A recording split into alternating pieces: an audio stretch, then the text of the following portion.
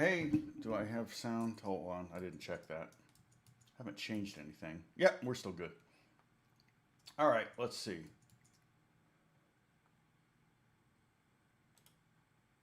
What's going on? Just got a few people here right now. Probably because it's not a very exciting subject. I'm not teaching it. Yeah, but you'll learn stuff. That's the funny thing is that this is, every moment's teachable for me to ask my kids. We homeschooled, so, you really want it. I don't know, you just got in the habit of making everything a teachable moment, and the kid would say, how come this does, this does this? And we're like, okay, science experiment. Why does this do this,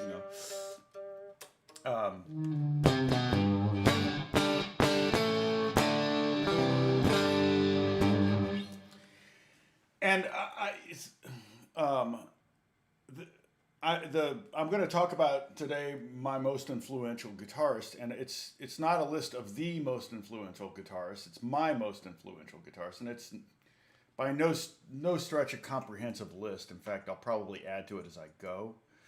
I was going to do top 10, but I don't really particularly like to do things in a certain, like that kind of top 10 thing because it implies that one is more important than the other, or one is, and that's really hard to ascertain. For me, what I can kind of do is I'm going to use a footrest to get my guitar higher. Boom, like that. One of the things I can do is look backwards in my career and see, who influenced me, who's influencing my playing today. And that really will kind of populate this list. But I also think about who influenced my playing when I was playing with this band or that band.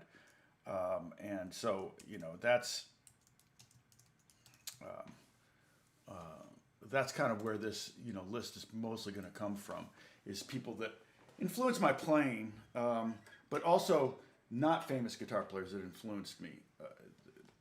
Early teachers or friends that played and inspired me to be competitive. Guitar players are generally stupidly competitive, like it's a sport or something. I'll get people asking me all the time, like, who's the best guitar player in the world? I'm like, it's not, it's like the Kansas City Chiefs are the world champion NFL football team this year.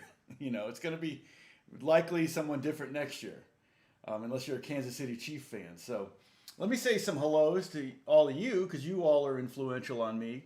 You keep me doing this. Quentin, good to see you again. Ed, of course, good to see you. Bonnie, Bruce, I saw that you saw Alex's video. I was very upset that you're watching my son's channel. No, I'm just kidding. But I even commented. I don't know if you saw that comment. Oh, Dennis is here. That's good. So we got two moderators. So if anyone gets too snarky, we're gonna knock you down a peg or two. See, Bonnie's here, so then Jim is here. Where's Jim? Uh-oh. I see Bonnie, no Jim. Did I miss it? Let's see, who else? Roger, good to see you, Roger. Jim Horst is here. David Sillers in England, Scotland, right? Need to go. Can't wait to start traveling again. I may be going to London next spring. I've been told that I'm going there to do some recording, so I don't know if that's going to happen or not. I hope so. But there's a game that a composer I work for is working on. So I've got my libation. Everybody got their libation. What are you drinking today? What's your libation of choice? I've obviously got my Starbucks, which is almost the same every day.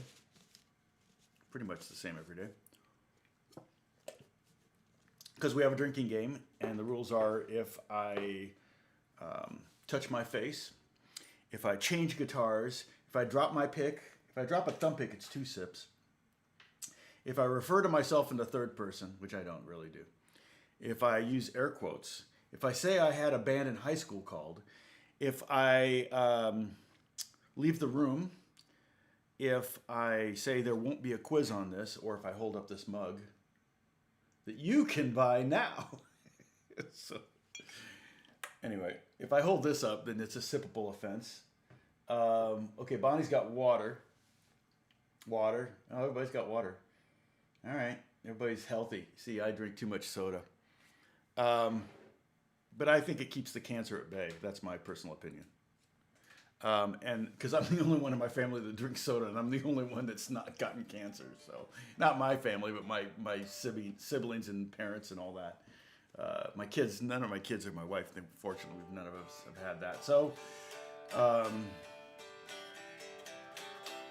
but oh, tea is good. Tea is good. I've kind of gotten into tea lately a little bit. Trying to wean myself off the soda a little bit. Well, mainly because I cannot get caffeine-free Diet Coke, which that's what I typically have to drink after lunch. Once 3 o'clock rolls around, I really got to stay away from the caffeine, or I won't be sleeping. But I talked to, I just happened to, when I was at the grocery store yesterday, the delivery guys from Pepsi and Coke were both there at the same time, and I said, "What's the deal? Why do you not have any caffeine-free Diet Coke?" And they said there's an aluminum shortage, and I'm like, well, that doesn't necessarily make any sense. They don't put aluminum in caffeine-free Diet Coke. And because they had plenty of cans, they were putting cans out, and they go, yeah, these are old though. We've had, these are like, we pre-make a lot of this and sell, and caffeine-free we don't make enough of it. So I guess, so at some point there may be a soda cans shortage if they don't catch up. So yesterday we had a lot of fun. Oh yeah, Sprites. Yeah, I used to drink Sprite. Sprite, any of the clear sodas make me feel like I'm sick. Because my mom always gave me 7-Up when I was a kid and when I was sick. Right? Clear liquids, right? So Sprite, 7-Up, it's like I have to be really thirsty. Usually what I'll do with Sprite is I'll mix it with orange juice, like half and half. That's amazing. How about if you struggle with playing something? Frank, what you're asking. I actually am going to do a video, Frank. Maybe my next video. I don't know. I think I'm going to do a review of that Goldtone. I did a new video yesterday. I don't know how many of you saw it, but I did a video on John Lennon's favorite strumming groove, which is the 6/8.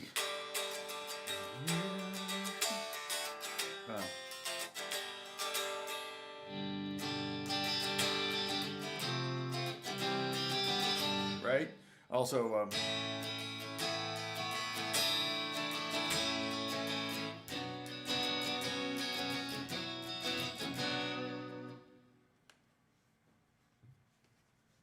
oh, your ears are hurting. You got an ear infection. Dang it.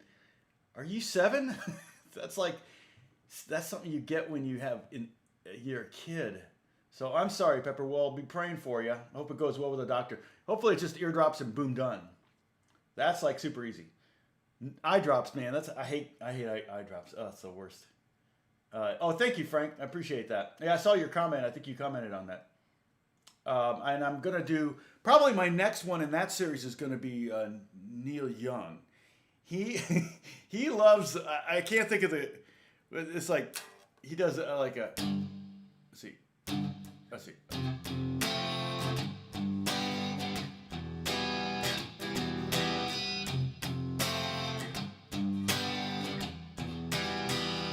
He does that one a lot. So that's the groove that I'm going to teach for Neil Young.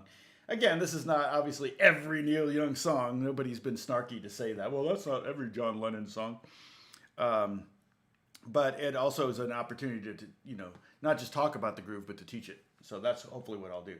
Dylan is hard. I reached out to a couple friends of mine who are guitar players, and one of them, he actually nailed Dylan. But Dylan is really unpredictable. Like he's not really thinking too much about a groove. Like I have a feeling with Neil Young, it's like Southern Man.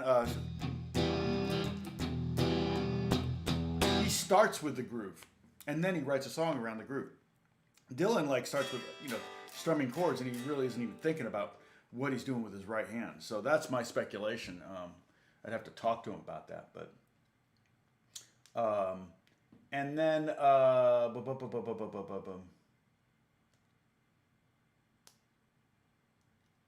let's see. Your lymph node is swollen. Okay. Weird. Yeah. Hopefully it's nothing. And they will be praying that it's nothing. That your lymph node just has an ego and needs to be taken down a notch.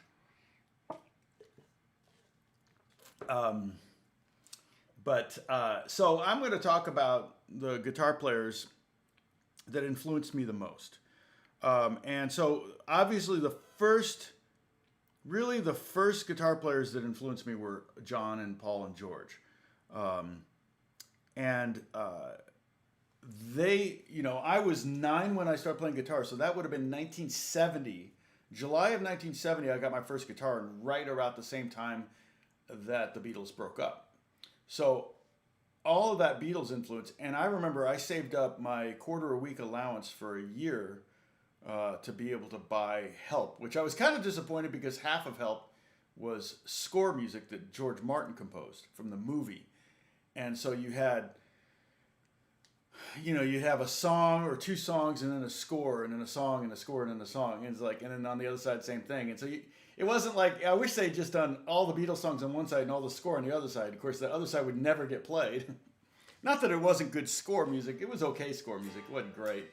No one lists George Martin as their most influential composer. I'm changing guitar so we can all take a sip. But Help had Take Your Love,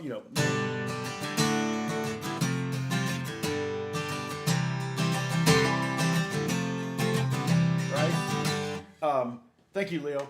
And so I remember when I was 7, my next door neighbor, Will McNamara, and I told you the story about Will.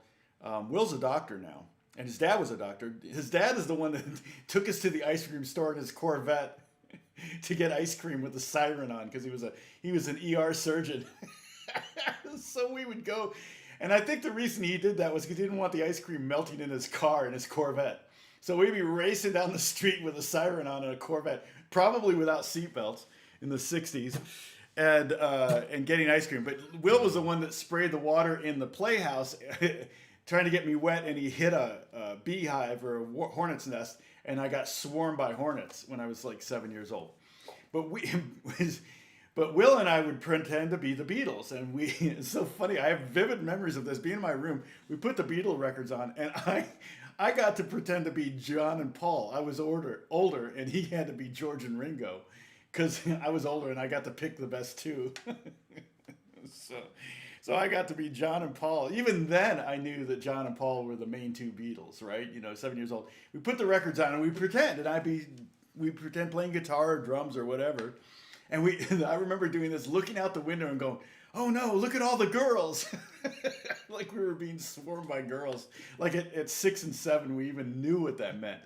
But that was like, man, that stuff is ingrained. And I wore those records out. And it was largely, I guess, one of the most influential people on me, and this is probably true for all of us, was an older sibling. My older sister got into the Beatles, and so then I did. She got into the Monkees, I got into the Monkees. For my 7th birthday, I got a tambourine because I wanted to be Davy Jones, right? So I had a tambourine that I had until just recently. I don't remember what happened to it. It's crazy. I wonder if my son has it, or did it get destroyed, or did I don't know. That'd be a bummer. I don't know where it is. I'll have to look for it, because that's cool. That would probably be the oldest thing I have that I still own that was given to me, other than antiques that were my parents.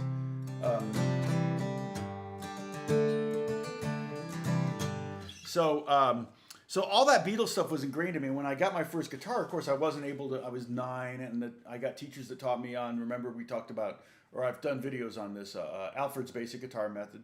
So if you want to teach yourself how to read music, just start with a kid's book on it. Alfred's or Mel Bay, either one would be fine, and you can teach yourself how to read music a little basic stuff on guitar, which is not a natural instrument to read on. Most guitar players don't read music. So anyway, that's another lesson. The thing is that like I said, the Beatles were hugely influential. So there's a lot of their playing is in me. That's just inside me. And then the Monkees. The funny thing about the Monkees, and they were pretty huge too. I mean, as a kid, I thought the Monkees were as big as the Beatles. I really had no idea. And I didn't know they were a manufactured band. Remember, the Beatles stopped touring in 65, I think, or 66. I think 66 was the last concert was the Candlestick Park, I think. I don't know if you've seen that movie where they remastered that. It's insane. They used some crazy software where they took all of the cameras that were filming them. It was Ron Howard did it. It's really good. And they took all the camera and all the footage and all the different things, and they were able to extract like Paul's bass out of it. Everything. The clarity was insane compared to the actual recording of the concert. It's really good. I need to buy that if it's for sale. I should buy it so I have it on DVD, or just maybe buy it on Amazon so it's always up there. But Dad's underwear. That's awesome. Yeah. So really, I wouldn't be playing guitar at all if it weren't for the Beatles and the Monkees. And what I was going to say about the Monkees is, I didn't realize that I was being influenced at 7 years old, 6 years old, 7 years old, by the very people that I wanted to work with many, many, many years later. Because all the Monkee records were done by the Wrecking Crew. And it wasn't until later in my late teens, early 20s that I understood who the Wrecking Crew was. And I'm going to say that the Wrecking Crew is essentially one of my big influences as well.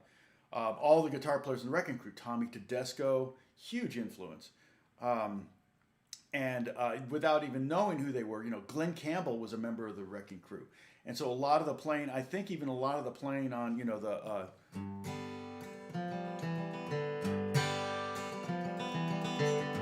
that may be Glenn Campbell. A lot of the playing on the Monkee stuff is Glenn Campbell, and like I said, now Louis Shelton, I don't think he was a member of the Wrecking Crew. And keep in mind, if you haven't seen the documentary The Wrecking Crew, watch it if you can find it.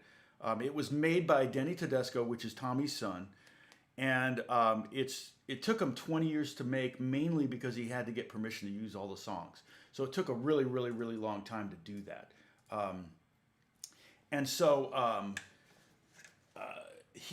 But it's a really good documentary. You get to see a lot of insight, so a little bit behind the scenes, just not enough behind the scenes stuff.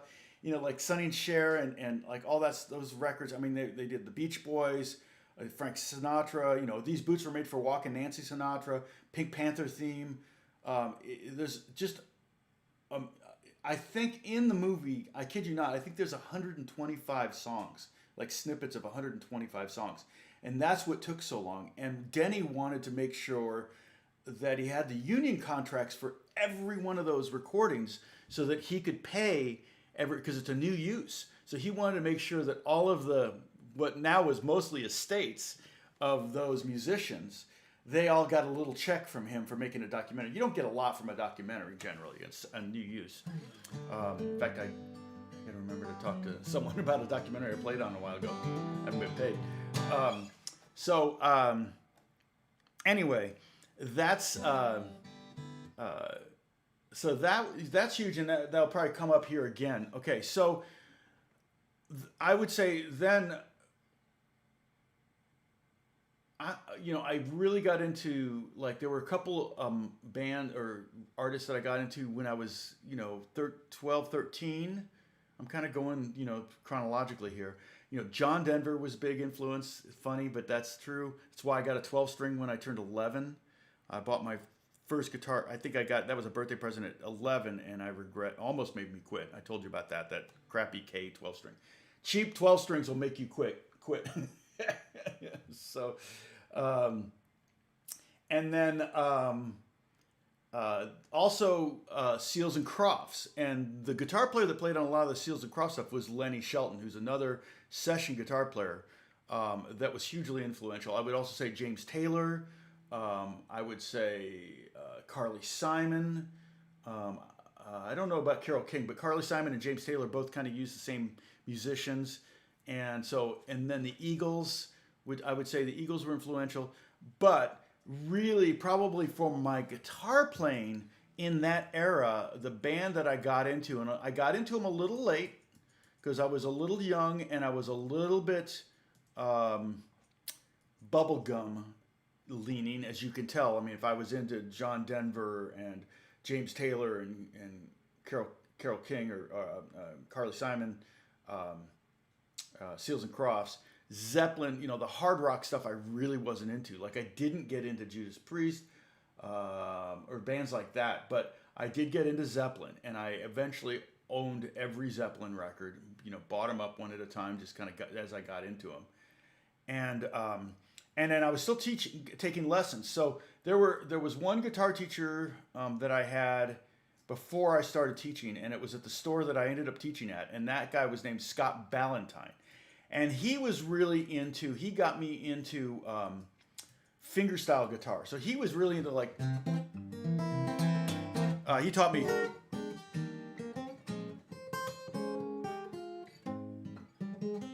This is his arrangement. And I still remember. I would say, let's see.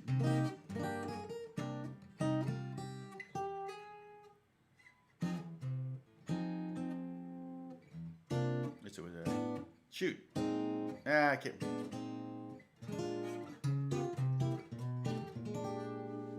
That was, almost note for note what he showed me when I was a teenager. And Scott was really, really influential on me. And then he hired me to teach at the store. They had a teacher quit, and they had like 5 students on 1 day a week, and they hired me to teach the store. He kind of co-owned the store. And then I ended up with 40 students. So that was a big influence on me too. It kept me in the game. It's one of the important things that I always say to young people if they want to get into music. I'm like, it doesn't matter what your job is as long as it's music related. Because if you're working at a record store, which they don't really exist anymore, but when you work at a record store, it gives you a sense of what kind of music is selling. And ultimately, if you want to have a career that pays your bills, you got to create music that's going to sell. That doesn't necessarily mean you have to be a sellout. Those are 2 different things. CSN, you're right. No, Gordon Lightfoot, not really, but yeah, Crosby, Stills, Nash & Young, huge influence. But I don't know how much I actually studied their guitar playing, but definitely their songwriting. Sonny Bono doing an anti-drug ads, oh my gosh. Yeah, so, and it's interesting on how many of these I on my list I've met too. I'll go through that, but now I would say right about that time, and I should probably put this in some kind of chronological order here, but right about that time, I also got into Chicago, and one of the best rock guitar players in history, I believe, and actually hugely influential. If he still was alive, he would probably, I don't know. Hard to predict. But Terry Kath, just a great guitar player. The stuff he was doing, you watch him live. And the fact that he was a great singer. A great blues singer, that baritone voice. So rich, and the guitar solo on 25 or 6 to 4, just freaking huge. And again, that was 1969, 1970? So again, it was stuff that I didn't quite get into the first year I started playing guitar. It was stuff I got into later. And I think my first Chicago record was actually the Greatest Hits one, the white one where they're all wearing painters stuff. And so that you got the AM versions of the records, and then I went backwards and started buying the albums. And it's crazy for a new band to release their first 2 albums are double albums. That's just like unheard of. And one of them, some of the songs are just like really long. Like what was that one he did, the Flying Purple People Eater or something like that? I forget what it was called, where it's just feedback. And there's guitar players that try to figure out what he did and they can't. It's hilarious. Yeah, you're right. Buffalo Springfield spawned a lot of bands. You're right. A lot of different artists.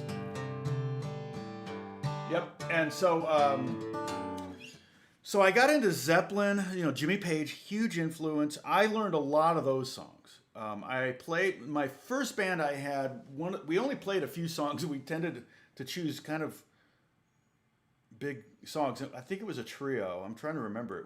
I remember Calvin English was the drummer.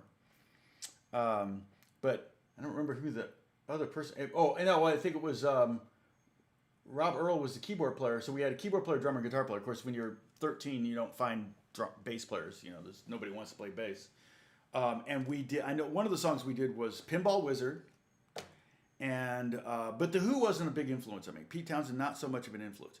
A great band, but I just, you can't get into everybody. People are like, I didn't get into Hendrix until long after, until I moved out here, until I was in my 20s. I didn't quite get Hendrix. I always thought he sounded sloppy. I was really into Yes. So a big influence for me, I think, was Steve Howe. I learned a lot of the.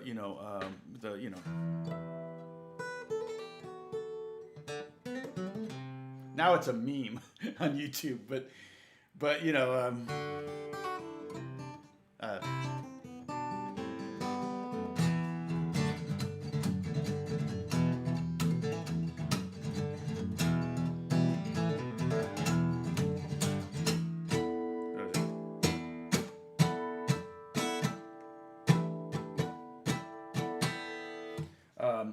but Steve Howe. Also, I felt like Steve Howe and Jimi Hendrix were both a little bit on the sloppy side, almost intentionally. I think with Hendrix, was just like putting on a show, so precision really wasn't critical. I always felt like Jimmy Page was very, very, for the most part, precise. I mean, I think about what is it? Heartbreaker? Is it no?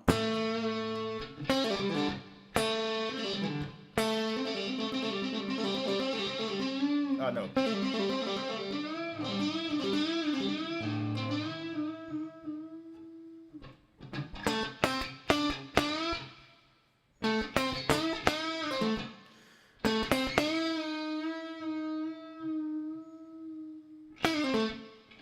It's such a great idea to have a broken down guitar solo with nothing else happening. And then it gets kind of sloppy. It's like he goes,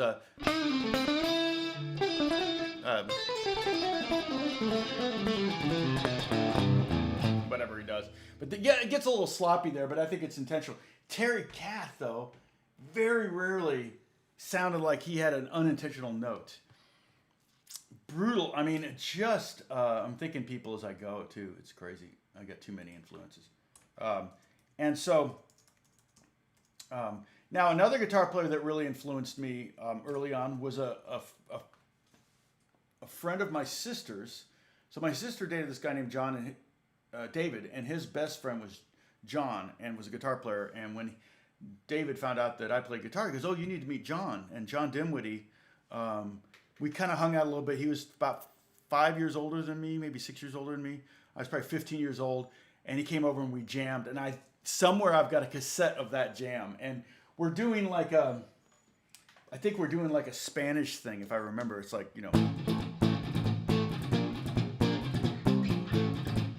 right?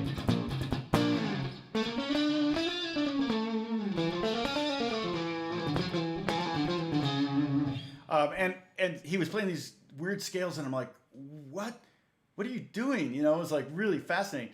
And I'll show you a little trick about that. So basically it's A, B flat, C, B flat, A.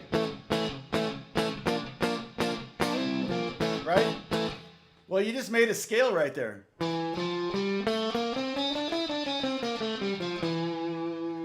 There's no name for that scale per se.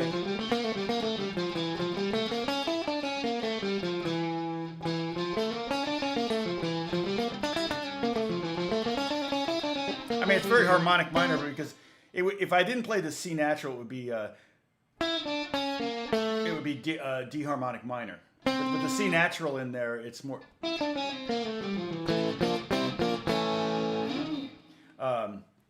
So that's So that was the kind of thing that jamming with an older guitar player and having him take an interest in you and think you're really good inspired me. It made me go, I am? Oh, maybe this guy who's amazing thinks I'm pretty good. That's cool. And I didn't stop there. It wasn't like, okay, I'm cool now, I'm good, No, and then he would invite me to these jam sessions, which were hilarious. I have a vivid memory of showing up with, in fact, I bought his old Les Paul. He didn't like it, so he sold it to me. I bought his 70s Les Paul for $300. I wish I still had it because I think they're going for around 3,000 or 4,000 now. But it was what's called a fretless wonder, and you could totally get them refretted. But I don't know how. I don't know how you would grab those frets out. They were so I guess the thinking was the lower the action. Guitar players really wanted lower action. So what Gibson did was they came out with this guitar that had barely any fret at all, and then they lowered the action so it would play really fast. But the problem was bending it was almost impossible. And so he sold me his guitar for $300. So that's a big influence right there. So I'm walking around, I've got this Gibson Les Paul. It was a Sunburst, and he had the pickup covers off. So the pickup, there is a picture of me with it, I think, I wish I could drag pictures into the live chat. That would be cool. I think I posted it in Discord before, but let me make a link to the Discord because I see some new people. And Discord is where I'm posting all of my PDFs, all the lesson stuff. Somebody was asking me about that. Invite, copy, and this invite won't last forever. So click on it now and join. Okay, just if you're new.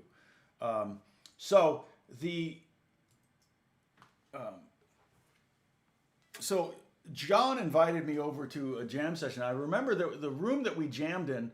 We would kind of take turns. There were like 10 or 15 people there. It was a whole lot of people, girls and guys, and it was a total like this. I was 15. It would have been 1976, 70, like right in there. My mom dropped me off. It wasn't in a very good neighborhood. It was just some guy's house, near the river. It was like on a van down by the river. It was kind of one of those situations. And I show up with my Les Paul, and I'm just a skinny little kid. And I remember, I don't know where they got it, but it was really cool. It was a small room. It had a PA set up in there and the amps and drums and everything. It was insanely loud. Pretty small room. And the wall we were facing had a wall size, like wallpaper of the crowd at Woodstock. Or a crowd of some kind. I don't remember any nudity on it, but so it looked like you were playing. It was a great idea. And I'm like, this is in the mid-70s, where did they get this from? It was the size of the wall. And so when you're jamming, you're like, it looked like you were in front of this giant crowd. So that was a lot of fun. And then we'd take a break and we'd get in a circle and they'd pass a joint around, And I was like a good Christian kid, and I'm like, I'm not going to smoke a joint. I don't want to smoke. But I sat in the circle with him and talked and everything, and I just passed it to the next person. It was on a roach clip, and you just handed it to the next person. And it's all pre-COVID. Don't think that happens today right now. But yes, that's right. Thank you, Bruce. And so...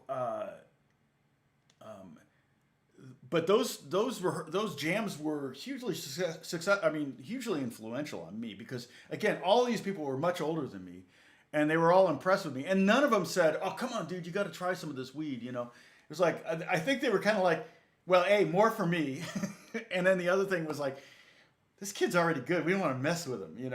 Now I might have been a better player if I don't think that's true, but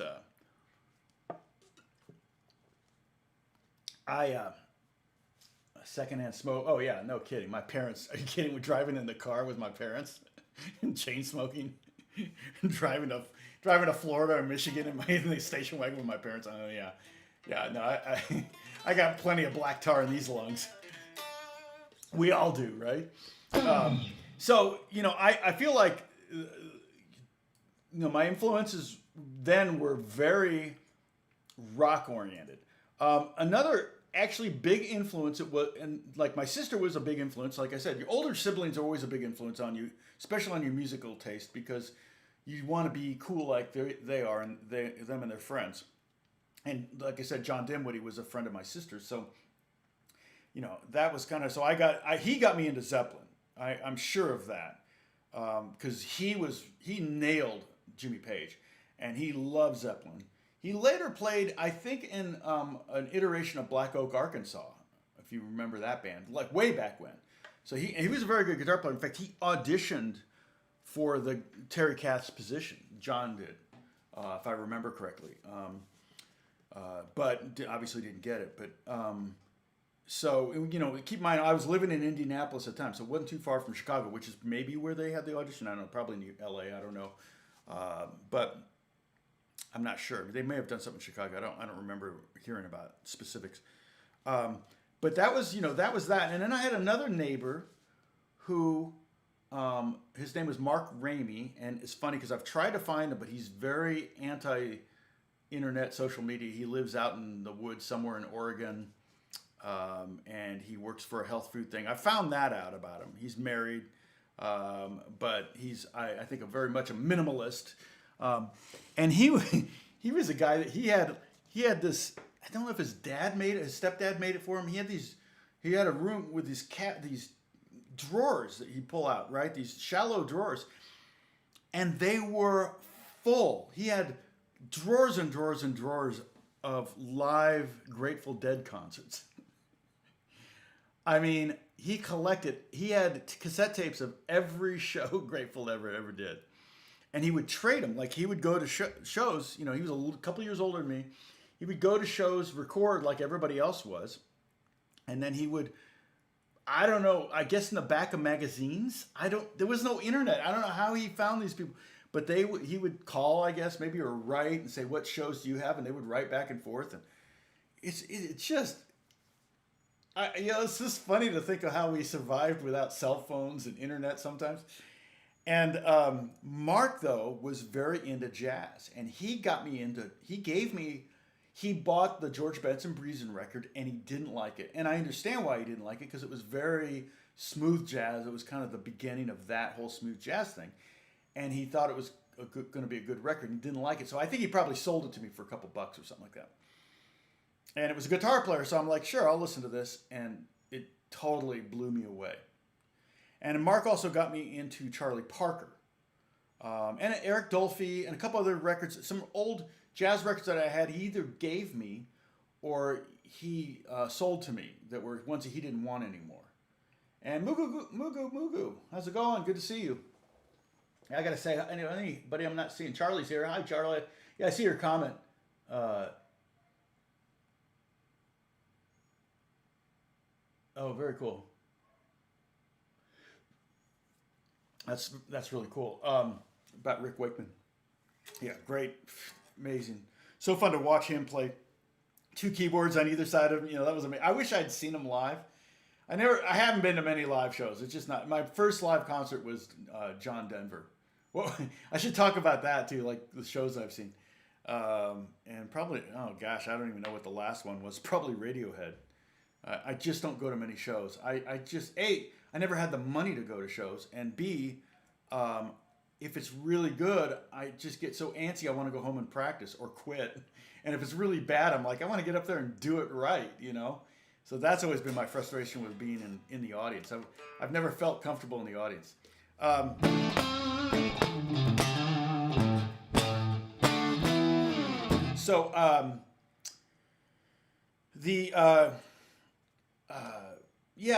So then when I got into George Benson, that's when I started getting into jazz.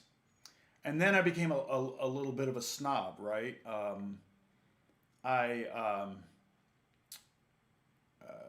I basically started buying jazz records, and the Breezin' record I pretty much wore out. I told you the story about John Harrington, who's the guitar player for Steely Dan, has been for years. And he was a boyfriend of a friend of my sister's, and he came over and we jammed. He was like, wow, you're good for a kid. And he was going to Indiana University at the time. And he gave me this record that, and he said, you should go to IU. You really should go to IU. So at that point, that was the first time I ever thought about going to college for music. I was probably 15 or 16. No, see, I would have been 15. And he gave me this record. It was the Pat Metheny Group. And he goes, I never heard of the Pat Metheny Group. I thought the name was kind of funny. And he goes, yeah, the guitar player gave me this record. He gave it to me. And he thought he was going to see me like a week later. He said, check it out. If you like it, go buy it. And I didn't see him again for 6 months. He finally calls. He goes, do you still have that record? I go, yeah. He goes, I would like to get that back because Pat gave it to me. And I'm like, okay. I had it, but I wore it out. I felt bad. But he came by, picked it up. I literally went to the record store that day and bought a replacement because I love that. Do I have a clean sound? I think I do have a clean sound here. You know, phase dance. Oh, I can merge this. I was in the middle of writing. Oh, somebody sent me another leaked track, another Bieber leaked track. Funny. But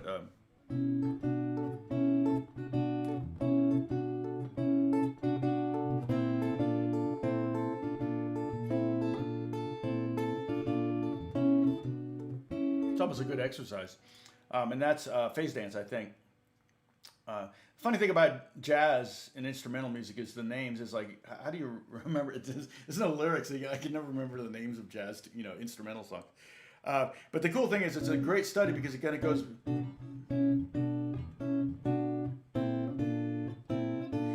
in between this B minor kind of thing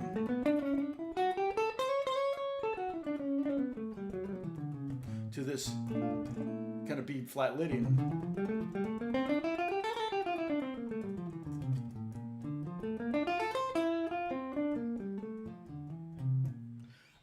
And so it's like, and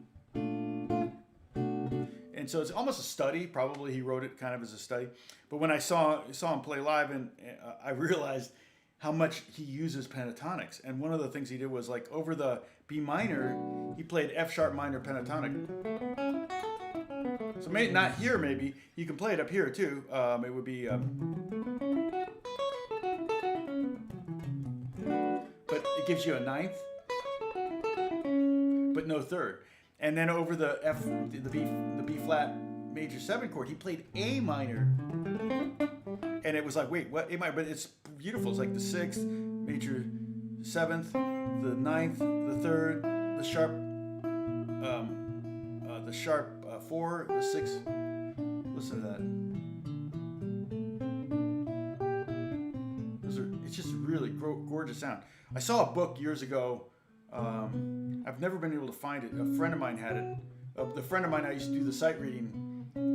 We called it Sight Reading Academy, where we would put on a metronome and sight read stuff together. He was a piano player, and he's a very good reader, so it was hard to keep up with him. But I learned a lot in that.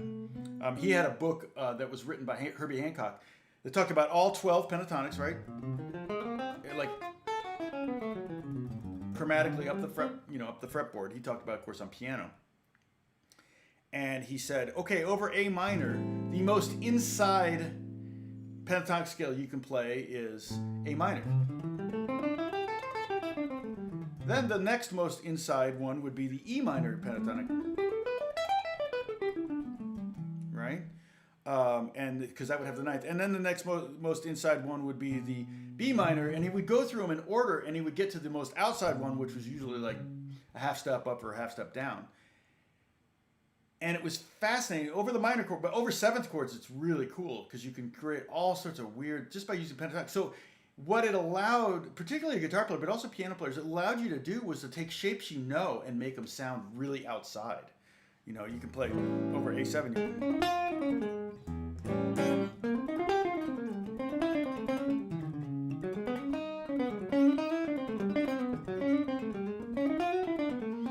And that's when I realized that so many of my favorite guitar players did that. They took shapes that they knew like inside and out. I mean, that's a huge piece of information if you're like a jazz soloist.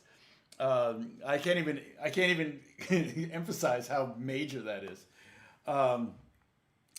But it's like when I realized that, I was like, oh wow, you can't do it. And I realized when I saw Pat Metheny play live like 3 years ago. I mean, I was sitting like 3rd row. He was right there. Could practically reach out and touch him. I realized how much he did pentatonic stuff, and he was flawless. And at every note, not a bad. He hit literally 5 or 6 million notes in the night, and not a bad one. It drove me insane. So let's see.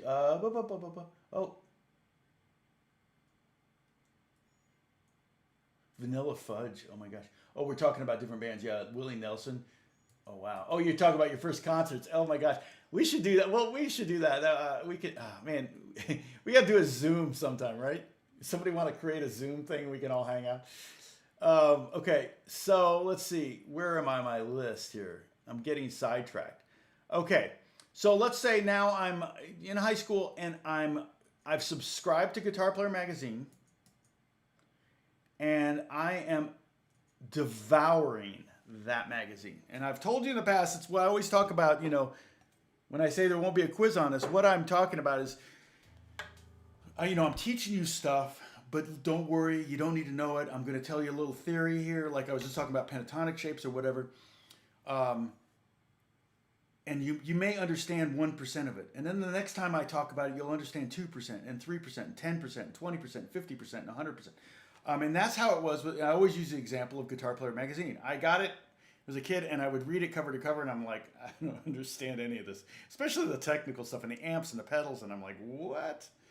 And then the interviews, and it's like, okay, I don't know who this is, but I'm going to read this interview anyway. So I would read it cover to cover, and I'd understand 10, 12, 15% maybe. But by the end of the first year, I was understanding 20% or 25%. But reading it cover to cover, you get to the end, and they had all these different lessons. And one of them was called Studio Log by Tommy Tedesco. And remember, I started out playing reading music, and I never lost that ability. In fact, when Scott Ballantyne taught me how to play like this, we didn't write tab, we wrote it out in music. So I'm reading music when I'm reading. He did yesterday too. Let's see, was it? Oh, we did this.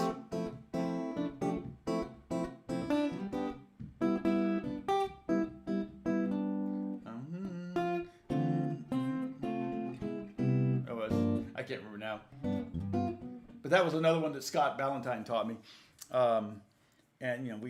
I was learning, like at the time, I was learning a lot of those. And I got into Joe Pass. That was another really big influence on me. If you don't know Joe Pass, one of the best solo guitar players, he did a record, Virtuoso. It's freaking brilliant. It might be that and the Pat Metheny group record. Those might be Desert Island Discs for me. And then it would be a couple Beatle records, maybe Abbey Road.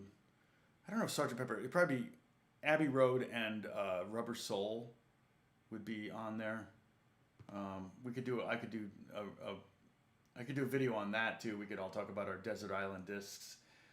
Hey Catherine, good to see you.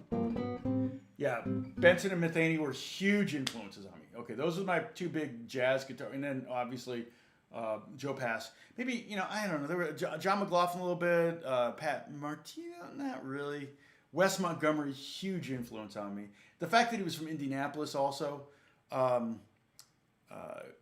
was kind of cool, And I remember seeing his guitar at the Children's Museum. They have his L5 at the Children's Museum.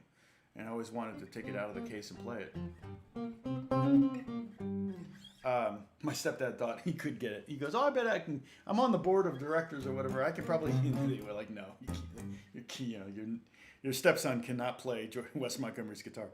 But Wes, of course, like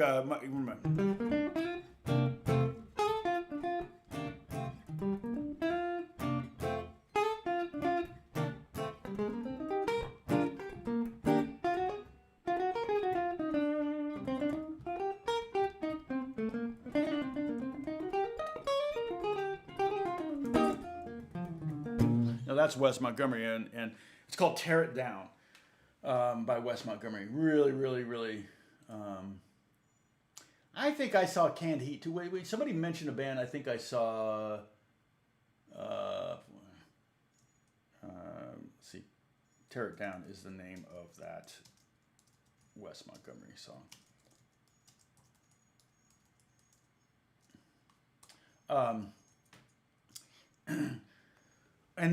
But because I was reading Guitar Player magazine, I discovered the lesson at the back called Studio Log, Tommy Tedesco, a member of the Wrecking Crew, and every issue, they're great. I have some saved somewhere. Maybe I could post them. I may post them up in the Discord. Oh, let me get the Discord link. Get you a fresh Discord link just in case. That one's no longer any good. I apologize that they expire. I have people send me notes that it expired, like days later, because it stays in here. Oops. There we go. the thing about, and I've talked about this before, but the thing about the Tommy Tedesco studio log was it had, it was broken up into little sections here. And the main part of it was a kind of like a photocopy of one of the charts. And it could be for Love Boat. It may say mandolin and then pick up nylon guitar and then nylon guitar. There would be, could be Magnum PI. I don't think he played on that one. But there are different movies. He would work for specific composers, but he did a lot. I don't think he did Mike Post stuff. That would have been Magnum PI. That was often Larry Carlton early on. And so we were just listening to a bunch of Mike Post themes with some friends last night, a composer friend of mine. And so it would say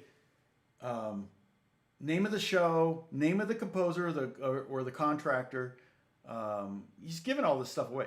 It would say instruments played. It might say Ovation steel string, Vega banjo, Yamaha hollow body, Telecaster.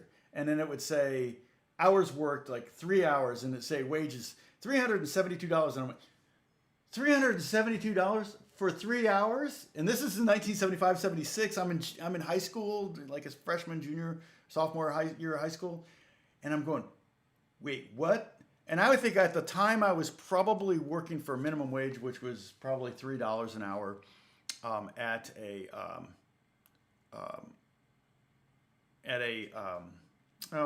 guitar store, which, is a consigned place in Sears. And then I worked at a Mexican restaurant for like 6 weeks and of course hated it for minimum wage. And I'm opposed to minimum wage laws generally, and I'll tell you why. I think if you raise the minimum wage too much, aside from hurting small businesses, you are basically damning people to those. It's like I've known people that got like beachfront property. In fact, I just heard a story about someone that I don't know, but someone else.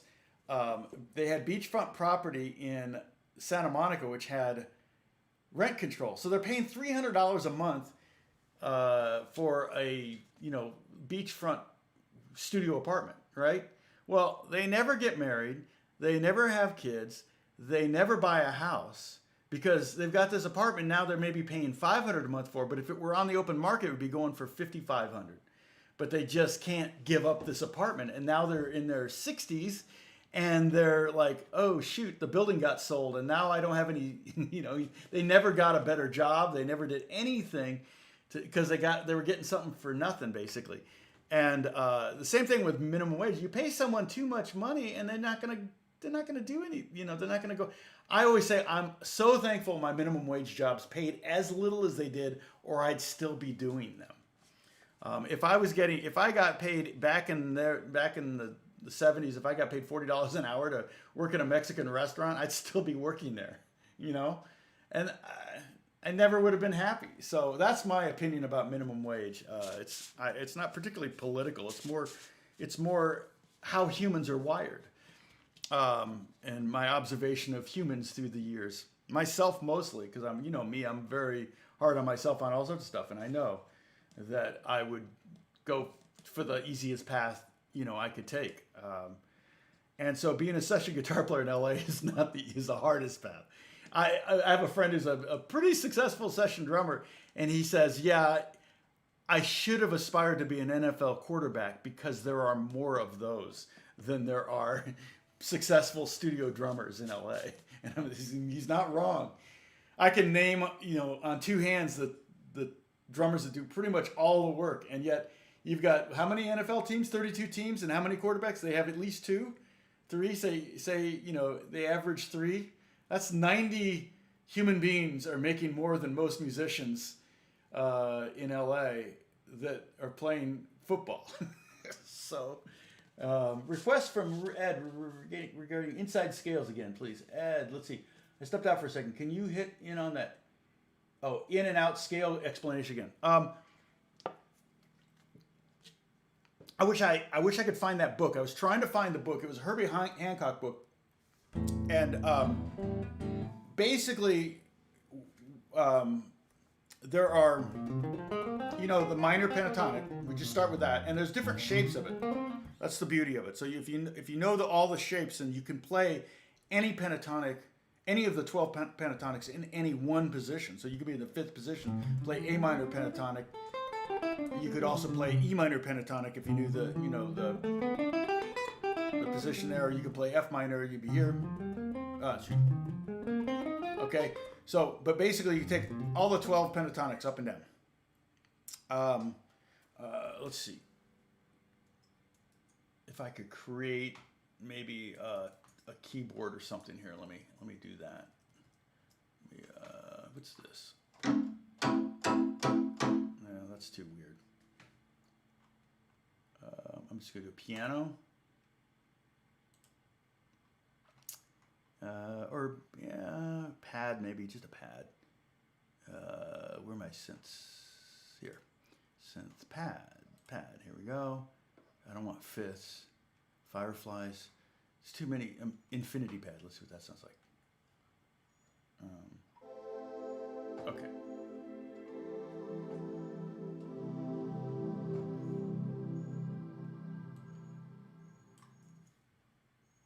Oh, where's the click? Okay. Let's get this.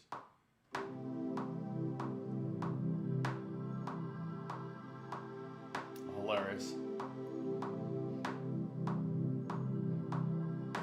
Okay, so there's 4 beats of that. All right, let me quantize. Chop off the end here, and then loop this. It's called infinity pad. Why not loop it? Let's see. Let's go here. Okay. All right, so that's an A minor chord. Touch my face, so take a drink. Okay.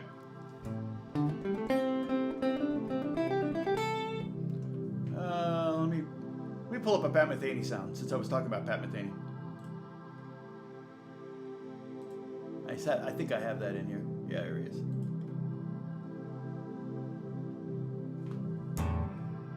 Kind of Pat Metheny.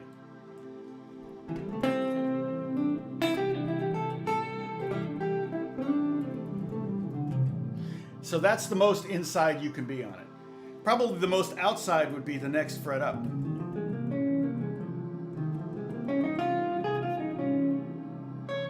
Or half step down. But and you could probably do this mathematically, Bruce. Bruce. But what Herbie Hancock did was he went through the pentatonics and said, okay, of the 12 pentatonics, this one's the most inside and this one's the most outside. And then he put them in order from there. And he would do 7th chords, minor 7th chords, dominant 7th chords, major 7th chords. So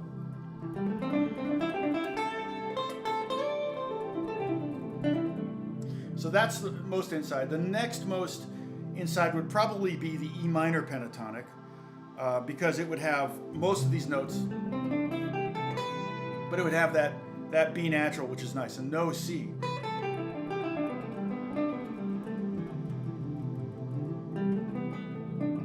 So far, no notes that conflict with the A minor chord. And I play on A minor 7. I could even change that to just a pure A minor triad. So get rid of that 7th, move it up an octave, or there. So now it's just a pure A minor triad. I think that's better.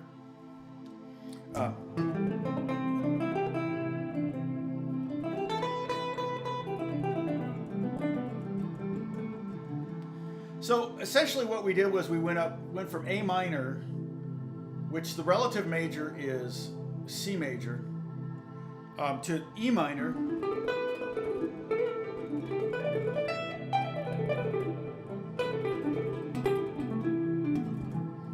So I'm going to stop the lesson on influential guitarists and continue that on Monday. I don't know if there's not a lot of interest. My view count's not very good here. So, 37. Okay, because I'm playing guitar. So, So then the next, so that was G. E minor is relative to G, which is up a fifth from C. So if we go up another fifth, that's D. The relative minor to D is B minor. The B minor pentatonic also sounds pretty good. It has the ninth on it. It has the root. There's the A. It has the sharp, or the sixth, the major sixth. It has the fifth. It has the fourth.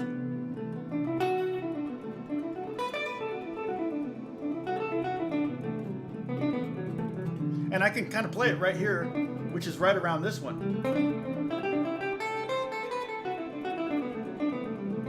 You can kind of go back and forth at will. So I'm going back and forth between A minor pentatonic and B minor pentatonic. And then up a fifth from D is A, so A minor pentatonic. That's where you're, I'm sorry, F sharp minor pentatonic. Now we're getting into some outside territory. There's a C sharp. So I don't know if that would be the next one. But if we went, oh, you know what probably would be is if we went down, you go down a fifth from C, and you get F, which is the first flat key, right? So we're working our way away from the C tonal center, both ways, flats and sharps. I could do a chart for this. Hey, Josh, what's going on? Good to see you. Oh, thanks, Gary. I appreciate that. Yeah, the video's already got like 2,300 views. I'm so stoked. Or last I checked, I mean, what is it at now? To be honest. Let's see. Refresh. 2,500. Awesome. Okay, great. 100% likes. Love that. I mean, I'll get dislikes on it, I'm sure. Oh, shoot. That's not what I want. Okay. I need you guys and the OBS. Okay. So, there's the A minor over the A minor chord. So the E minor works.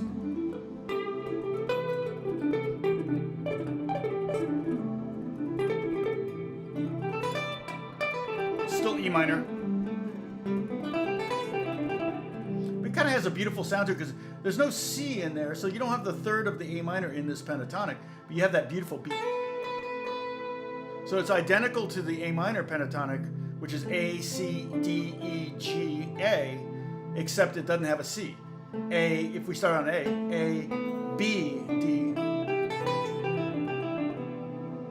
But you can go back and forth, like I said, at will. You can also create a composite scale, right, with the two.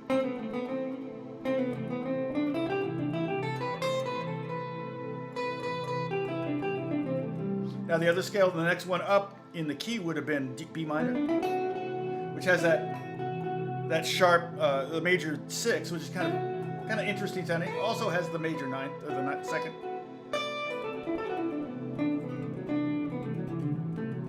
But that's a little bit more out, but not really out. Now now let's take C, go down a fifth. The relative, the circle of fifths, go down a fifth from C. You get F. The relative minor is D minor. So D minor, you can just take the pentatonic shape and just go up to D. And there's an A in it, so that works. This one doesn't have an E. It has an F. So it sounds like.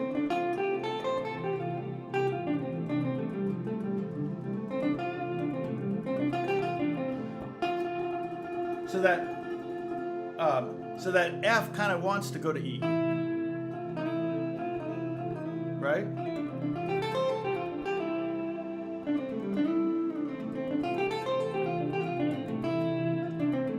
And so when you use these further out pentatonics, you don't have to sit on them. You can go back and forth. In fact, I could go from D minor to E minor, so you get this like.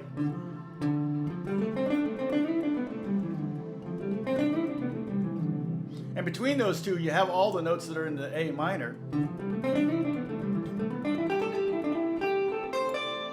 you go back to the E minor.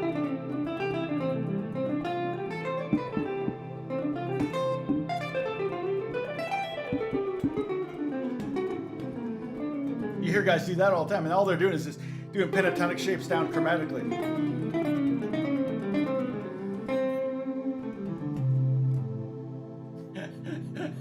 Sorry, Dennis. I know, yeah.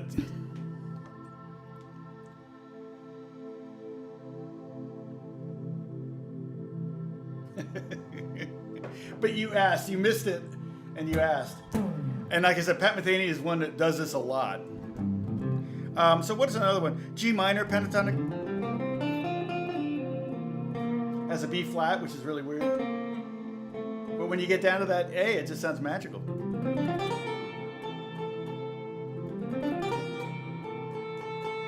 So when you finally settle back into the A minor pentatonic, or hit the root, and what you could probably do is take any of those pentatonics and just make sure it has an A in it, and that'll give you some sense of A tonality, the A minor tonality. So like the F sharp minor doesn't work very well because it has a C sharp, which is the mate. It's like playing A minor and A major at the same time. So that one doesn't really work, and thus it's more outside.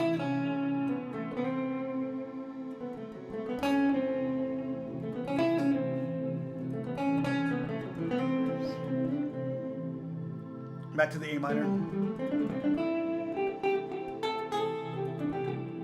I can slide up right up to the 10th fret and do the D minor.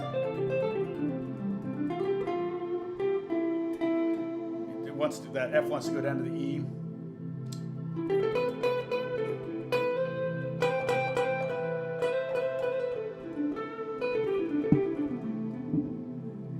So yeah, so that's the inside out thing. You know, like I said, a lot of players will do that. They'll go up a half step. I think it works better on 7th chords. Let's see. Let me pull up a 7th. Let me change this to a 7th chord. So right now I've got A, C, E, D, or sorry, A, C, E, A. So I'm going to take that A down to G again. And I'm going to take that C natural to C sharp. So now we have a A7 chord. So first pentatonic might be A, the A major pentatonic. Or A minor. G major. But then, like over A7, some people would use a B flat major pentatonic. So it'd be like.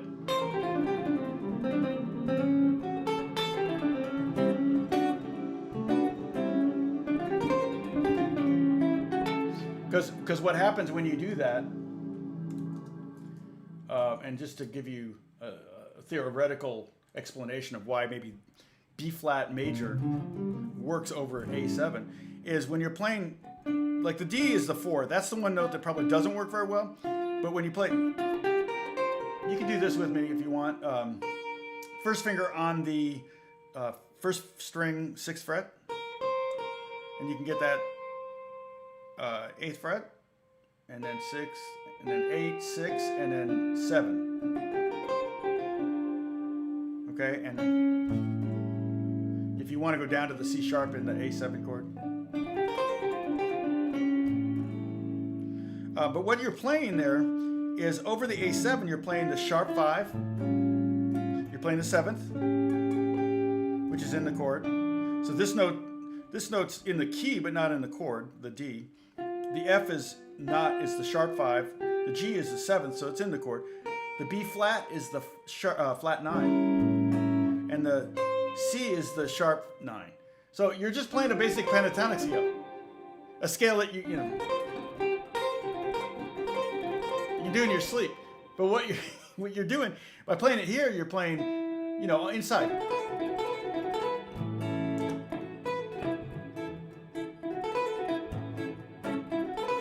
Playing the root, the 5th, the 6th, the root, and the 2nd.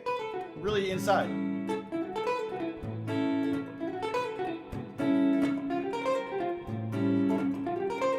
But what you're creating there is all that tension, right? Music. I always talk about music being tension. You know,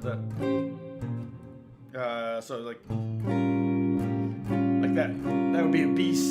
What's that? A7 sharp 5 flat 9 creates a lot of tension, and that's. 2 of those notes are that, and then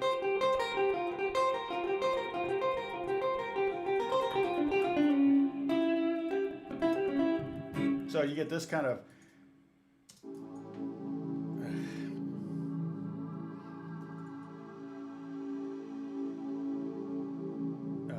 let's see, go back to here and here.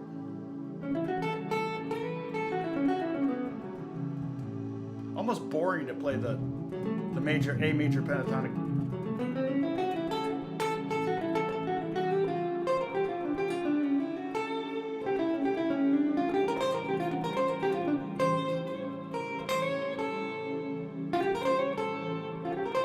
So it's just taking something that you learn almost the first day you play lead guitar.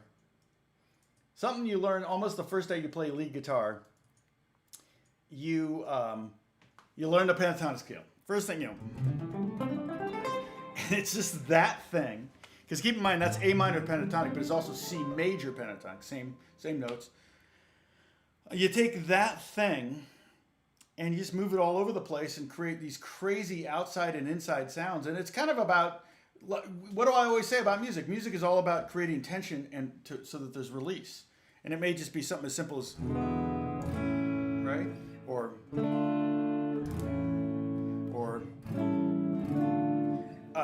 it could be something real simple, or it could be something more a little bit more abstract, a little more outside.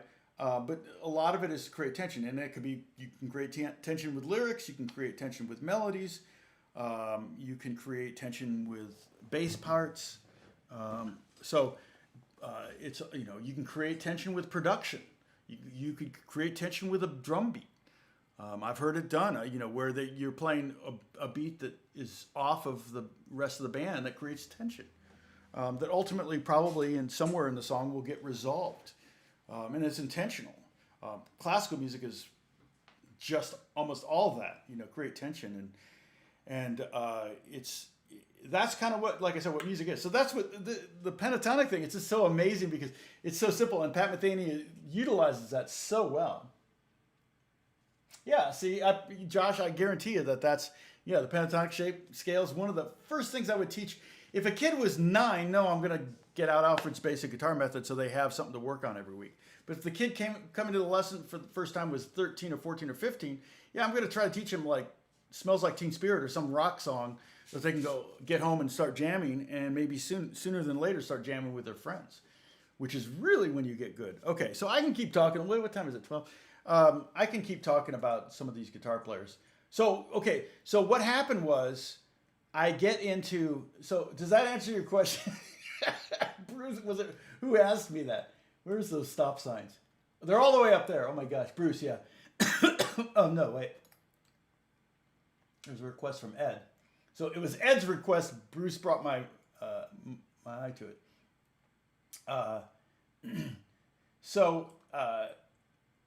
Oh yeah, there you go. Let's see.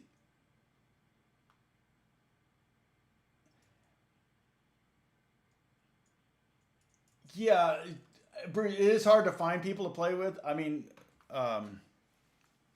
but you never know. You could, with social media, community. It depends on how far out in the boondocks you are. But if you're way out in the boonies, you might have a hard time finding someone. But if you're near a major city, you shouldn't have trouble. People may not be willing to get together during COVID, although you can always wear masks and sit 6 feet apart. That's not a problem.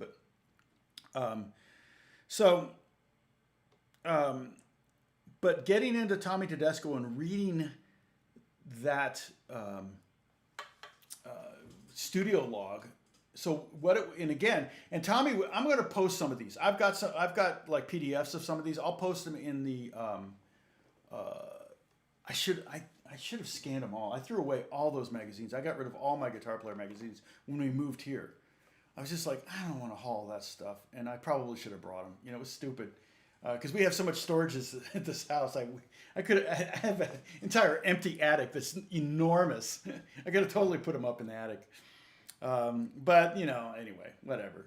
You just can't hold on to everything. Easy come, easy go. And all that stuff you can find online anyway. But I'll post some of those today. I'll make a note. Do not write on this. I've got to scan this. My daughter did. That may be the shirt, and then it'll say that, and then under it it'll say this. Is kind of what I'm thinking. My daughter drew that. She also did these.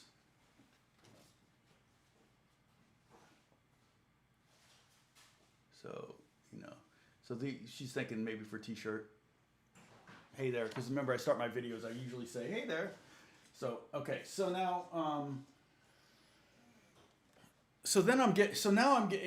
in there he would say usually a funny story or talk about this, thing, the chart that he posts, and he would say, oh, look out for bar 27 or something. Sometimes he would say something like that, notice you got 2 bars to change the guitars and all this.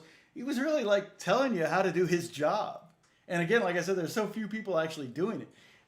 It was amazing. The fact that he would put the money in there, that inspired literally tens of thousands of guitar players like me to move to California. I guarantee it. I wasn't the only one seeing that going, $300 for 3 hours in 1978 or whatever. And so I would read those charts and I'd look at it and go, I can play that. Or if it was hard, I'd go, okay, I got to work on reading this. I got to work on this technique or whatever. Or how did he do that? Or he would say, make sure you have your pinky or something on this finger so that when you get to that. Like I said, I'll post some of these on Discord today because I think they're really cool and I don't want them to ever disappear. But consequently, when I started getting into Tommy Tedesco, it got me thinking about LA session guitar players, and that's when I started the Guitar Player magazine. I had a subscription. They would put, in fact, my friend Mark Ramey, who got me into George Benson, they gave me that George Benson record, also got me into, he was in the groups that, it was hard. Like, I never got into Grateful Dead. I'm so sorry. I know I'm sure some of you are huge Dead fans. I just couldn't get into it. Maybe because it just reminded me too much of jam sessions, which I'd done a million of. And so it's like, well, if I want to listen to jam music, I'll just go and do a jam session. I'd rather be playing than listen to someone doing that, right? It makes sense if you're not much of a player and you want to just go hear some people jamming and having a good time. It makes complete sense. You get really, really high. Yeah, I understand it. So, but the other, Mark was really into Frank Zappa, so he totally hit me to Frank Zappa. But I didn't really get into it. But he said, oh, this guy's kind of cool too. And he played Rittenauer Captain Fingers. And that record was like, holy crap, this guy's amazing. And at the time, I didn't know. See, all these session guys were coming out with albums. Rittenauer, Carlton, and even Robin Ford. Jay Graydon never did one, as far as I know. But Lukather never did. Well, he did a solo record much, much later. But I didn't really get into him right away. But I got into Rittenauer, and then I got into Carlton, and then I got into Robin Ford, and then Jay Graydon, and then Lukather. And it was like all these LA like monster guitar players I started getting into. I met Lee Rittenauer in Indiana. He released a record, and it was charting.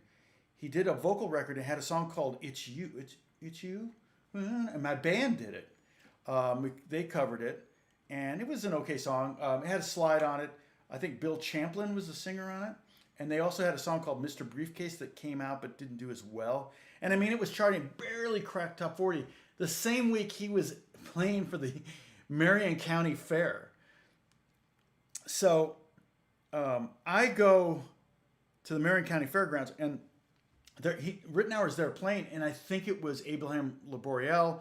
It was Alex Acuna on drums. It was Alex. I know it was Alex on drums. It was all these musicians that I'm like listening to on all these records. And keep in mind, like any movie or TV show that Dave Grusin did the music for, these guys were all on that too. So they were all like doing TV and film sessions as well. And but they were touring to support this record, and it was literally a dirt field, and there were maybe 200 people there, and it was a giant dirt field with a stage on it. And I'm sure they were so discouraged. And they get up there, and I think Bill Champlin was there too, and they sang the song. And I snuck backstage and got to talk to Lee for a little bit. And I met him later, and I asked him about it. He remembered the gig. He didn't remember me, but he remembered the gig because it was so humiliating because they're just playing for like 200 people who had no clue of their music, zero clue, except me. I was the only one there that actually had all his records up to that point. And they were, like, well, who's this guy? Well, it's live music, so we'll stand here and drink. And then people are just coming and going, like, I don't like it. We'll walk away, and new people will come. Oh, what's going on here? And he remembered it was like, yeah, we played for it was outdoors. It was dirt. I said, yeah, that's the gig. And he goes, oh yeah, I remember that. So it was Lee, I think. Was it Lee that recently hit in the Malibu fires? Lost his. He was out of town, and he was in Japan or something, and his house burned down with his studio and all his guitars. He lost everything. It's like, oh. I mean, the history of stuff that he did. So that, yeah. So Lee Ritenour, Larry Carlton, unbelievable. Now I always felt like Lee Ritenour wrote better music and Larry Carlton did better guitar solos. It was like I wanted Larry Carlton to play Lee Ritenour songs and then solo over those changes, you know. But Larry Carlton was a phenomenal soloist, and so like those Room 335 was the album, just monster guitar solos. I could post some links of some of these, you know, if you've never heard this stuff, because it's very likely you probably never would, because they didn't sell many records and it wasn't on the radio. I mean, he was probably known more for Kid Charlemagne. He did a cover of I don't want to let it play. I don't want to get in trouble. When I first saw this program, I thought it was kind of crazy. I hit pause. Why are you thumbs down this? It's ridiculous. Like I said, it's kind of a weird, that, and then Ritenour.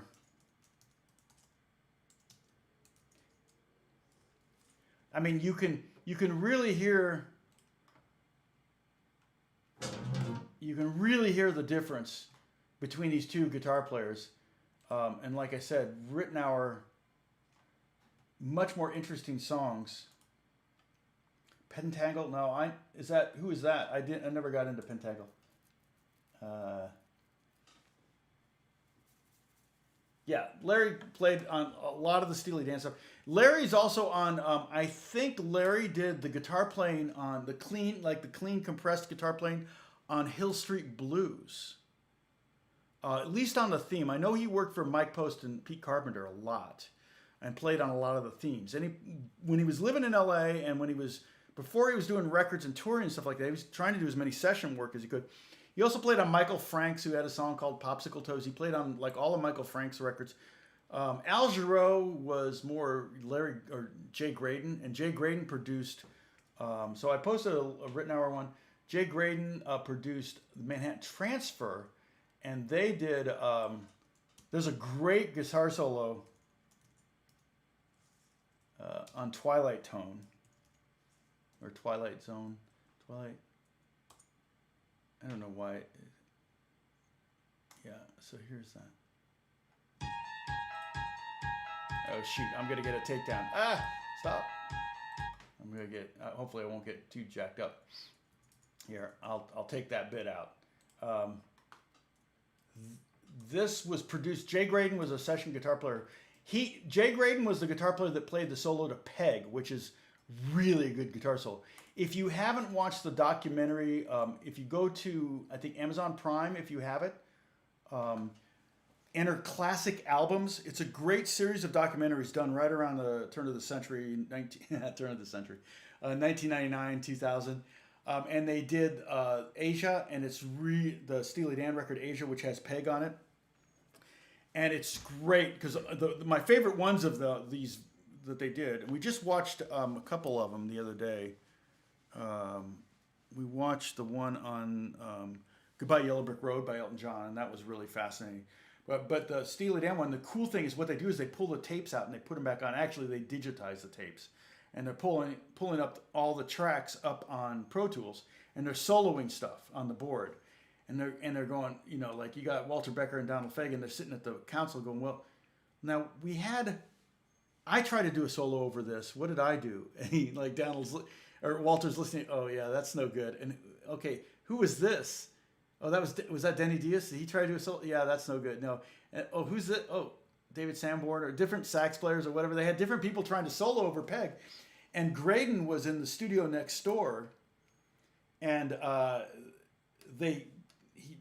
guess he stopped by, or somebody said, hey, would you go by and do a solo? And he just came in, and that was his first take. And it's like freaking genius solo. It's amazing. Yeah, Larry did the Hill Street Blues theme. He may have played on the series quite a bit.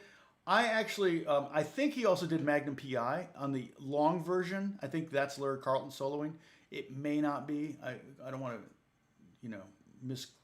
misrepresent somebody or not give someone credit. But I think he's on that. I would record, have my cassette deck out, my realistic cassette deck, and I would record episodes of like Magnum PI, The Love Boat, any show that Tommy Tedesco mentioned or whatever, and I would listen to those cassette tapes and I would transcribe the guitar parts. I would write them out in music, and then I would practice reading those. A lot of times what I would do is I would set the tape and the music in a pile, and then I would go to it, like put a card on it that had a date, and then like 6 months later go to it and try to sight read it. So I was trying to make myself put myself in the situation so I would not be nervous when I got to a sight reading situation in the studio. It didn't work. Still nervous when not necessarily nervous. I just wish string players, that's all they ever do is read single notes. And they could do a session a day. And if I did a sight reading session a day, I would walk in and be fearless. If I'm working from home, I'm fearless. But if I'm around other people, I still get nervous. I think it's actually good because it makes me pay attention. I get late, I'm not nervous working from home, so I end up probably having to do more takes than I would if I was in a studio. Kid Chalamange is one of the best solos, and I transcribed that before, when I was a kid. I taught it to a lot of students. My guitar, actually, one of the first guitar solos I learned was, who was the guitar player? It was on Katie Lied. What were the songs on there? Oh, but the solo on Twilight Zone by Jay Graydon. So what they did was they kind of wrote a song based on the Twilight Zone theme. And Manhattan Transfer. And they're like singers that sing 4-part harmonies. He did like a 3-part harmony guitar solo on it. And I saw somewhere a transcription of it note for note. It was in like Jazz Times or something like that. And I wish I'd bought that issue or tore it out or something. But it was a note for note transcription of what he did there. And it's pretty freaking crazy solo. Really kind of a cool tone, and then just really fun. It's just a very, very fun solo. So check that out. That's the third video I just posted there. But it's not probably a normally type of song you would listen to. But the Katie Lied song, what album was that on?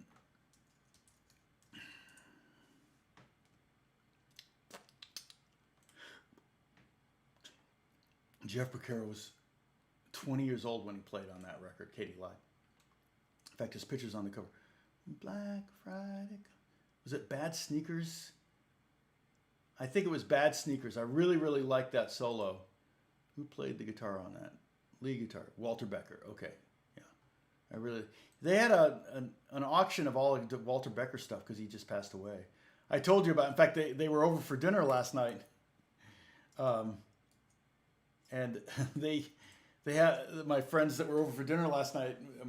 Their mom, she's 93. My wife has been kind of watching her every now and then to give her some, they play games and stuff like that, and Scrabble and stuff. And they rented out their upstairs room to Walter Becker. For years and years, he lived up there for like 20 years or something like that. And the reason he rented that room, he had a house in Hawaii, but when he came to LA, he wanted to have a place to stay. And the reason he rented that room was because they lived right next to his best friend, which was Dean Parks, the big session guy. And I'm sure Dean Parks is a huge influence on me, but I wasn't really aware of he didn't do solo records and things like that, not like Larry Carlton and Lee Ritenour. So yeah, those were influences that got me to move to LA. Really. So I'm going to pretty much stop there. I may continue this, but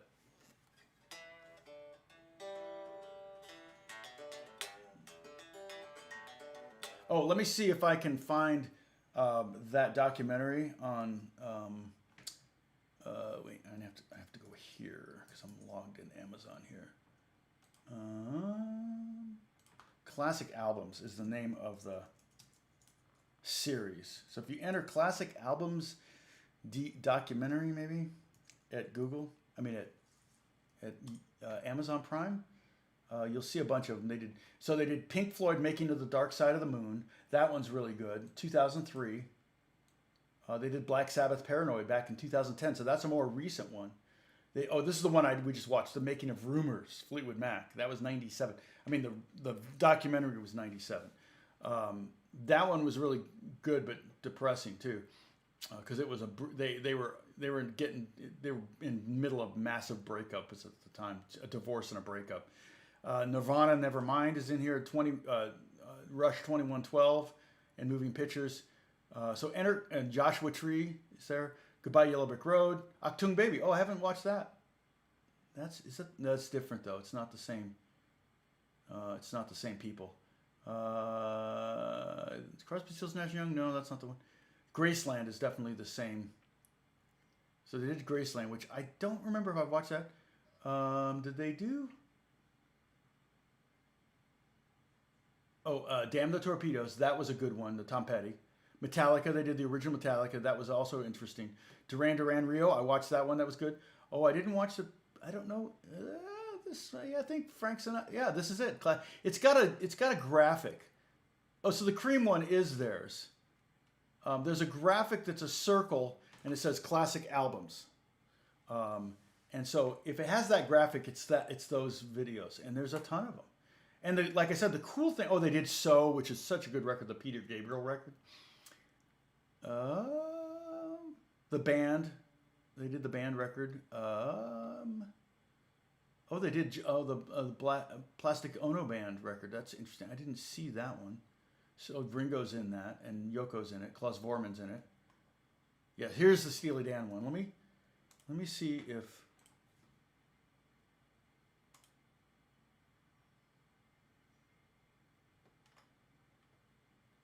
Let's see. Share. Here we go. Boom. Copy link. Okay. Link copied.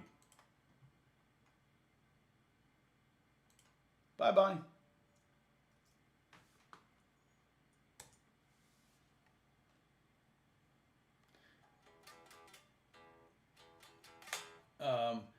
Kid Charlemagne was on, wasn't on Katie Lied. It was on Royal Scam. FYI. And then Asia came out after that. So, yeah, my viewership went down because I was Googling. Okay, let's see. Is Dennis still here? Dennis, are you still there? It's been a while. I see you there. Off topic, but did any of you see Pawn Stars where the guy tried to sell Les Paul's wife? Oh, Les Paul's wife's SG custom guitar. No, I'll look it up. Les Paul. Why? That's crazy. Okay, so Dennis, what if I'm going to upload into the Discord? Where should I? Oh, should I just put that up in homework? Should I upload? I can upload stuff. I can upload. Yeah, I can upload. Okay, I can upload JPEGs there. Okay, I'm going to post some of those Tommy Tedesco studio logs in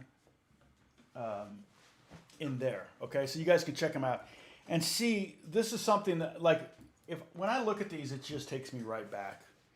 And it's a huge reason why I started playing guitar. Huge reason why I started. It was for the money. It was literally for the money. I didn't know of any other job that paid $100 an hour back in the 70s. I'm like, yeah, and I already was getting pretty good. People were telling me I was good. I'm still my own worst critic. Yeah. So, and then I may even shoot another video today, but I probably won't post it until next week. But I think I'm going to do a review of the Gold Tone Irish Bouzouki. And I'm also going to do. I want to do the hardest lick I ever tried to learn. So I don't know. That one's just more interesting. It's really hard, and I'm trying to get it down right now so I can at least do it once. But it was a lick that I created, and I hate myself for doing it. But I want to show the lick, and I also want I'll put the tab up so that people can download it, and then I will explain how I came up with the lick. Because that's actually something that's useful information, not the lick so much itself. But Oh, shoot. I don't know how to say your name. It looks Russian. Or is that Russian? Oh. Yeah, it's definitely Russian. I'm going to look that up. What does that mean? Oh, there's a song called that. Interesting. View on iTunes. They're always trying to sell you something. I may pick up this discussion Monday. I am going to go back to capoing. I promise you that. But so I did a couple lessons. Lesson, let's see, 85 and 86, I think, were on capoing. Well, actually, probably more than that. I did 3 lessons on it, but I did two lessons on 2 different positions: the 3rd fret and the 1st fret. I kind of want you to memorize those, more on a need-to-know basis, like I always say. If you're not using the capo at the 3rd fret, then you probably don't need to know the names of those chords. But if you're playing in the key of F or the key of B flat, boy, it's a lot easier if you capo at the 3rd fret. So. And so I talk about that, and then I kind of quiz you. Yesterday or 2 days ago, we did the power chord thing, and everybody seemed to really, really like that. I could talk more about power chords, but I don't know how much there is to say. I kind of gave the history of them and everything. That inside-outside pentatonic thing is really cool. You could definitely sit down mathematically and figure out, okay, which of these scales are the closest to the root key. So like if we're doing A minor pentatonic, you can go ahead and go, okay, here's an A minor scale. Now you have 7 notes. And then you could take all 12 pentatonics and go, okay, which of them has 1 of these notes? Which of them has 2 of these notes? Which of them has 3 of these notes? Which of them has 4 of these notes? And there's only one that's going to have all 5 of the pentatonic notes, and that would be that A minor pentatonic. So you could use that. There are going to be scales that have 0 of the notes, and those are clearly going to be the most outside. So you could find that where the rubber meets the road in this situation is not